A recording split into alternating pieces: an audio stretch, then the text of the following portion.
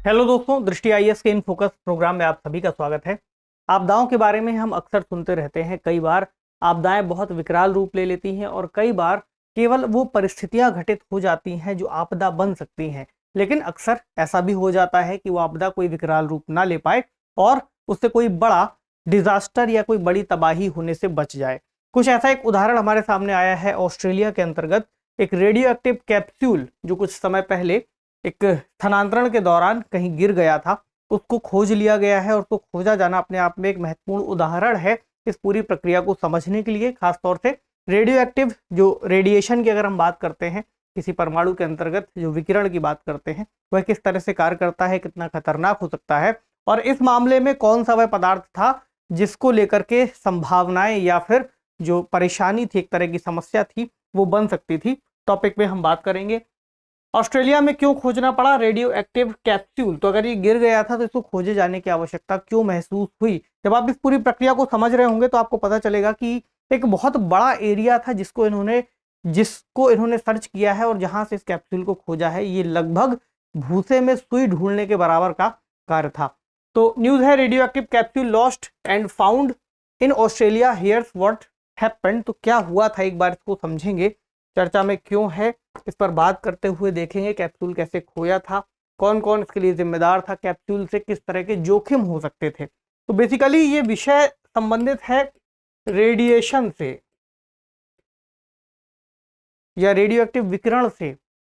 इससे क्या क्या नुकसान हो सकते हैं मनुष्य को, इस पर बात करेंगे। कौन कौन से प्रमुख तत्व हैं, किसी कण के द्वारा रेडिएशन उत्सर्जित करने का क्या कारण हो सकता है, क्या निष्कर्ष है, और एक प्रश्न जो कि आपसे प्रीलिम्स में पूछा जा सकता है। यह विषय जीएस पेपर 2 के अंतर्गत अंतर्राष्ट्रीय संबंध और जीएस पेपर 3 के अंतर्गत महत्वपूर्ण रूप से विज्ञान एवं तकनीक और आपदा एवं आपदा प्रबंधन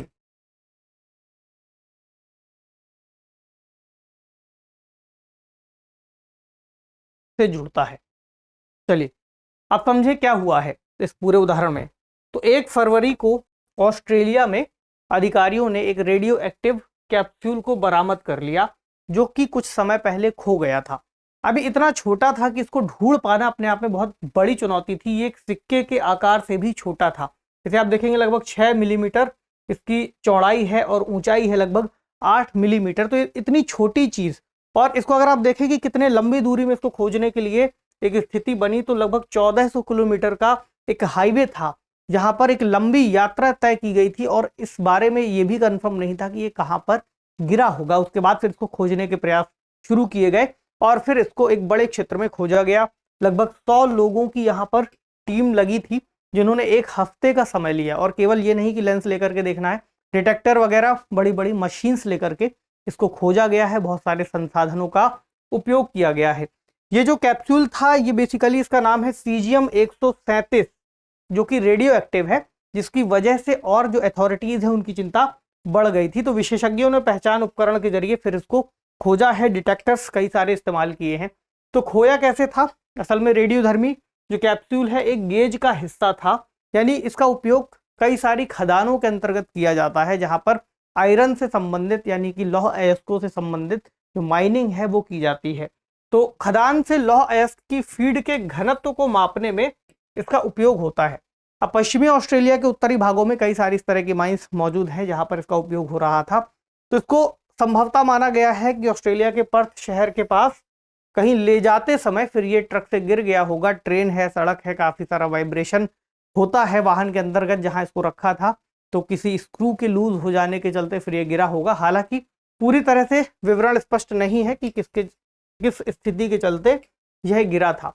तो ऑस्ट्रेलिया के नक्शे में अगर आप इस स्थिति को लोकेट करना चाहें तो ये उत्तरी इसकी टेरिटरी है, ये दक्षिणी है, यहाँ पर क्वींसलैंड है, यहाँ पर न्यू साउथ वेल्स है। और फिर इस क्षेत्र में जब आप आएंगे तो पर्थ शहर यहाँ मिलेगा आपको पश्चिमी भाग में। यहाँ से इसको इस तरह से लेकर के जा रहे थे। लगभग 1400 किलोमीटर के आसपास का ये रूट था जहाँ ये खोया। तो अब जब खो गया तो अथॉरिटीज की चिंता बढ़ना स्वाभाविक था, क्योंकि रेडियो एक्टिव तत्व है, इससे समुदाय को नुकसान हो सकता है। हालांकि उस क्षेत्र में बहुत ज्यादा लोग मौजूद नहीं थे, फिर भी जो जिम्मेदार कंपनियां हैं उनकी प्रतिक्रिया आई। जैसे एक कंपनी का नाम है रियो टिंटो, हालांकि हमारे लिए बहुत महत्वपूर्ण नहीं है वहाँ की किसी कंपनी का नाम जानना, लेकिन फिर भी इस प्रक्रिया को समझने के लिए, जैसे इन्होंने क्या कहा कि रेडियोधर्मी सामग्री के पैकेज और परिवहन के संबंध में किसी तरह की त्रुटि हुई होगी और इससे जुड़ी जो प्रक्रियाएं हैं, जो प्रोटोकॉल है, उसकी जांच की जाएगी। हालांकि जो इस क्षेत्र की अथॉरिटीज हैं उन्होंने कार्रवाई करने की भी बात कही है कि जो कानून होंगे उसके हिसाब से फिर कार्रवाई की जाएगी, जो पेनल्टी बनेगी वो लगाई जाएगी। तो कैप्सूल से क्या क्या जोखिम हो सकते थे इसको समझ लें। पहली बात तो सीजियम 137 जो तत्व है रेडियो एक्टिव है और इससे बीटा और गामा विकिरण का उत्सर्जन होता है, मनुष्य के लिए निश्चित तौर पर हानिकारक है। अगर आप इस बात को समझें कि कोई भी तत्व रेडियो एक्टिविटी क्यों दर्शाता है, तो किसी रासायनिक तत्व का अगर आप परमाणु देखेंगे तो परमाणु का जो नाभिक है, नाभिक के अस्थिर रहने के चलते फिर रेडियो धर्मिता के गुण प्रदर्शित होते हैं। जब नाभिक अस्थिर होने की वजह से वह स्थिरता प्राप्त करने की ओर अग्रसर रहता है और क्षय करता रहता है। इस प्रक्रिया में कई सारे अल्फा कण और कई तरह के परिवर्तन होते रहते हैं नाभिक में।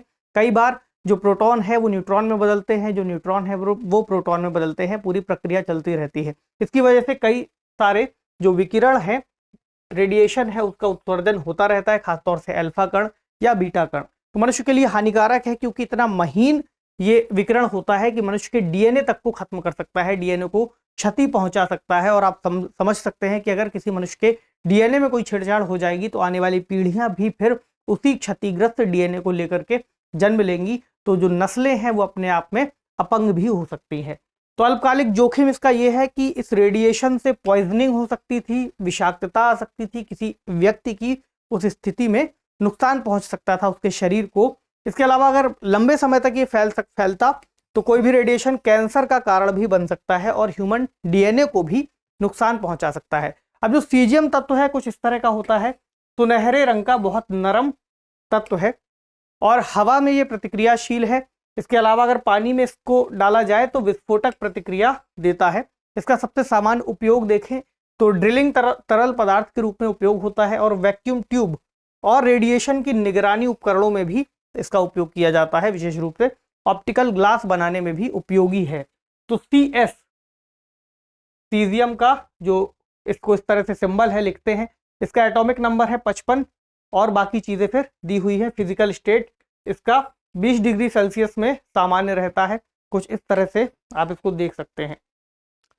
चलिए अब कैप्सूल से जो जोखिम था उसके हिसाब से फिर क्या क्या जो उपाय थे अथॉरिटीज ने अपनाए, यानी आपदा प्रबंधन के स्तर पर बात करें तो लोगों को कैप्सूल से 5 मीटर कम से कम दूर रहने की सलाह दी गई थी और यह भी था कि कोई भी उस तरफ ना जाए। इसमें दिक्कत ये थी कि अगर वो छोटा सा टुकड़ा किसी व्यक्ति को मिल जाता, अनजान व्यक्ति, और उसको उठा करके अपनी पॉकेट में डाल करके चल देता, तब फिर उससे उसको तो नुकसान होना ही था, साथ में वो जिस समुदाय में जाता उस पूरे समुदाय को भी नुकसान पहुंचा सकता था। तो ये अथॉरिटीज की चिंता थी, इसलिए एक बड़ा अभियान चला करके इसको फिर वहां से उठाया गया, ढूंढा गया। तो विकिरण के संपर्क में आने से जलन भी हो सकती थी, स्किन जल सकती थी, या रेडियो एक्टिविटी से संबंधित या विकिरण से संबंधित कोई बीमारी हो सकती थी। हालांकि ये कहा गया है कि इतना छोटा टुकड़ा था कि इसके नजदीक से अगर कोई गुजरता तो ये लगभग उतना विकिरण से, यानी इतना विकिरण उसके ऊपर प्रभाव छोड़ता जितना कोई व्यक्ति अगर एक्सरे कराता है तो एक्सरे के दौरान जितना इम्पैक्ट पड़ता। हालांकि अब कितना सही होगा ये जानकारी नहीं है। अब कैप्सूल को जब बरामद कर लिया गया है तो उसको ठीक तरह से रख दिया है उन्होंने। कैप्सूल के चारों ओर लगभग 20 मीटर का एक एक्सक्लूजन जोन बना दिया है कि लोग इससे दूर रहें, और इसका जो सीरियल नंबर था उसके हिसाब से ढूंढा गया है कि वही है कि नहीं। अब इसको लेड के कंटेनर में रख देंगे। विशेषज्ञों का कहना है कि कैप्सूल लगभग 10 एक्सरे प्रति घंटे के बराबर रेडिएशन उत्सर्जित करता है, जिसको बहुत ज्यादा खतरनाक नहीं माना गया है।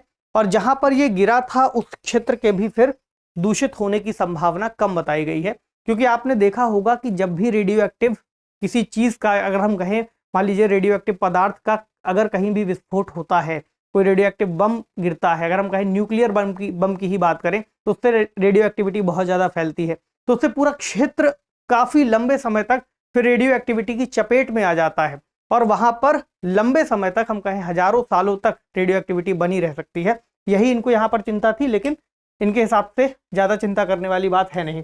तो एक तत्व था सीजियम। और कौन कौन से प्रमुख तत्व हो सकते हैं जो हमारे लिए उपयोगी हो सकते हैं, परीक्षा के लिए उपयोगी हो सकते हैं? जैसे सीजियम है कोबाल्ट, आयोडीन, ठीक, ionising radiation plutonium, radium, radon, strontium, thorium और यूरेनियम। कुछ नाम ऐसे होंगे जो आपने सुने होंगे, कुछ नए हो सकते हैं, बाकी आप चाहें तो जाकर के और भी तत्वों के बारे में पढ़ सकते हैं, सर्च कर सकते हैं। तो इस क्षेत्र में रेडिएशन नहीं फैलना है, लेकिन ऐसा नहीं है कि अगर हम पिछले कुछ उदाहरण देखें तो सबसे ज़्यादा जो खतरनाक स्थितियां बनी है रेडिएशन को लेकर के, उसके हमारे पास जो तथ्य है वो मौजूद है। जैसे कि एक घटना हुई थी, एक्सीडेंट हुआ था, 3 माइल आइलैंड न्यूक्लियर एक्सीडेंट इसको बोलते हैं। ये हुआ था यूएसए के पेंसिल्वेनिया शहर में 1979 में। इसको बहुत खतरनाक स्थिति मानी गई थी। इसके बाद अगर आप देखेंगे एक फायर न्यूक्लियर डिजास्टर हुआ था, ये हुआ था यूके में 1957 को। इसके बाद दो और चरम की बात करें, एक था फुकुशिमा न्यूक्लियर डिजास्टर जो कि जापान में 2011 को हुआ था। इससे इस क्षेत्र में बहुत भीषण तबाही हुई थी। इसके अलावा सबसे ज्यादा जो महत्वपूर्ण एक डिजास्टर के रूप में देखा जाता है वो है चेरनोबिल न्यूक्लियर डिजास्टर। तो चेरनोबिल की जो घटना हुई थी वो यूक्रेन में हुई थी 1986 में, और इसमें रूस का उस वक्त ये प्रोजेक्ट था, एक तरह से बहुत बड़े स्तर पर इसको बसाया गया था। लेकिन उस प्लांट में कोई दिक्कत आने के चलते ये पूरा डिजास्टर हो गया और वह पूरा क्षेत्र फिर उनको खाली करना पड़ा और खंडहर फिर उसके वहां पर मौजूद है। तो एक बड़ा हादसा हो सकता है अगर यहाँ पर किसी भी तरह की सुरक्षा में चूक की जाती है। तो भारत के संदर्भ में भी अगर हम देखें तो रेगुलेटरी अथॉरिटी इसको नियमित करने के लिए भारत में बनाई गई है। इसको हम बोलते हैं एटॉमिक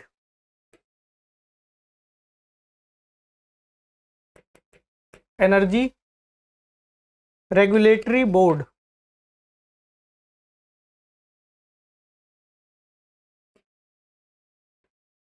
जो भारत में इससे संबंधित जो नियम है उनको तय करता है और इसकी निगरानी रखता है कि भारत में कभी भी इस तरह का कोई डिजास्टर ना हो और रेडिएशन फैलने संबंधी किसी तरह की चुनौती का सामना हमें ना करना पड़े। और ऐसा एग्जाम्पल चूंकि हमने देखा ही है, किसी भी तरह की चूक से किसी भी देश के सामने आ सकता है। तो आज का प्रश्न क्या है? प्रश्न है निम्नलिखित कथनों पर विचार कीजिए। चेरनोबिल परमाणु आपदा संयुक्त राज्य अमेरिका में घटित हुई। दूसरा, सीजियम एक रेडियोएक्टिव तत्व है जो पानी के संपर्क में आने पर विस्फोटक प्रतिक्रिया दे सकता है। तो आपको बताना है इसमें से कौन से कथन सही है। कमेंट सेक्शन में अपना जवाब दे दीजिए। क्योंकि साइंस एंड टेक्नोलॉजी से जुड़ा हुआ यह विषय है तो इससे संबंधित जो भी बातें डिस्कस की है उनको एक बार रिवाइज कर लीजिएगा। अगर कोई भी सामान्य प्रश्न पीसीएस में भी बनता है तो आप इसका उत्तर दे सकेंगे। आपसे मिलेंगे अगले सेशन में किसी अन्य महत्वपूर्ण विषय के साथ। पढ़ते रहिए, अपना ख्याल रखिए। शुक्रिया।